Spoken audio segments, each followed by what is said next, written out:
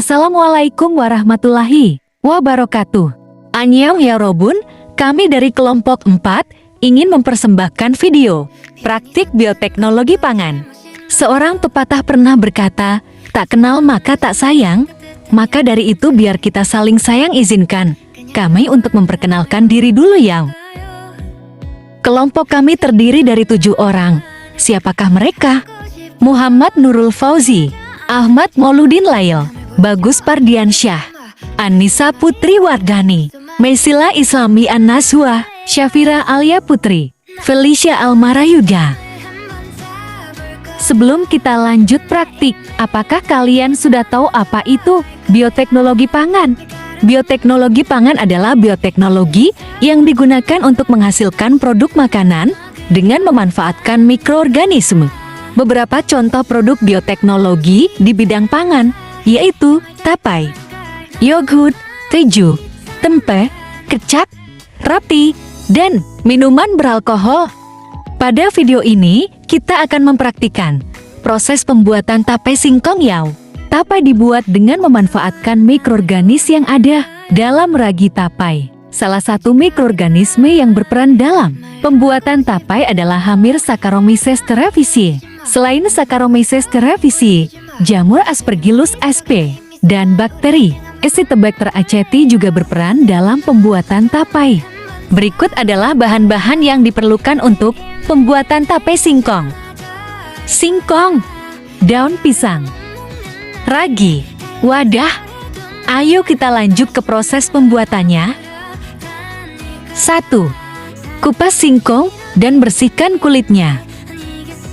2. Cuci dan bersihkan singkong. Pastikan tidak ada kotoran yang tersisa ya. 3. Bersihkan getah pada singkong dengan cara dikerik menggunakan pisau. 4. Potong kecil-kecil singkong yang sudah dicuci bersih. 5. Didihkan air, lalu masukkan singkong dan rebus selama 15-20 menit. 6. Setelah 15 menit angkat, tiriskan dan dinginkan singkong di suhu ruang. Diamkan singkong di suhu ruang sampai semua uap panasnya benar-benar tidak ada. Jangan diangin-anginkan menggunakan kipas. 7. Masukkan dan susun singkong di dalam wadah yang sudah dilapisi dengan daun pisang. 8. Taburkan ragi pada singkong secara bertahap. 9. Masukkan dan susun kembali singkong pada layer kedua, lalu taburi kembali dengan ragi. 10. Tutup rapat singkong dengan daun pisang dan lapisi dengan kain. 11. Agar singkong tidak terkontaminasi udara dari luar, maka penutupnya diikat rapat menggunakan tali. 12. Fermentasi singkong selama 3 hari. Setelah 3 hari, singkong yang difermentasi sudah berubah menjadi tapai dengan tekstur yang lebih lunak. Yeay, kita sudah berhasil mempraktikkan pembuatan tapai singkong. Oke, semuanya seperti yang sudah kalian lihat, video tadi adalah proses pembuatan singkong menjadi tapai dari awal pengupasan singkong hingga langkah terakhir yaitu proses fermentasi yang dilakukan oleh kelompok kami. Selanjutnya kami akan menjawab beberapa pertanyaan yang ada pada halaman 57.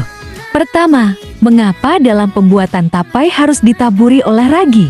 Dan apa saja mikroorganisme yang terdapat pada ragi tapai? Ragi merupakan jamur yang berperan dalam melakukan fermentasi. Selama pembuatan tapai, terjadi fermentasi amilum menjadi glukosa, kemudian glukosa diubah menjadi alkohol. Bila terlalu lama alkohol akan berubah menjadi cuka yang terjadi karena kerja enzim-enzim pada sel-sel ragi.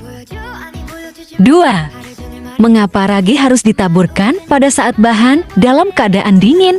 Karena bila ragi ditaburkan pada saat bahan panas, sel-sel ragi akan mati atau rusak sehingga tidak dapat melakukan fermentasi pada singkong.